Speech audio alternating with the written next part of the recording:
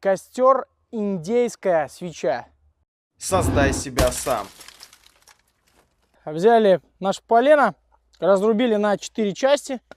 И в каждой уже четвертинке мы вырезали вот этот уголок острый, да, то есть получилось у нас вот такое вот дуло внутри, если сложить нашу свечу. Собственно, сейчас я в каждой половинке сделаю зарубки топориком, и, собственно, свяжу нашу свечу, чтобы она не расползалась. Сделали внутри засечки, вон можно посмотреть, связали.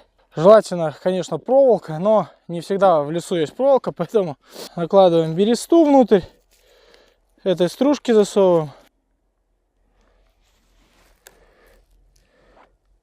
Вот видите, то есть отсюда идет тяга, отсюда выходит, собственно, наш дым. Вот сейчас он разгорится, мы его чуть раздуем.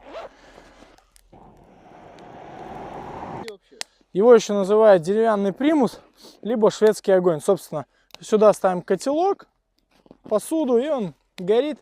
Можно переносить, использовать вместо свечки.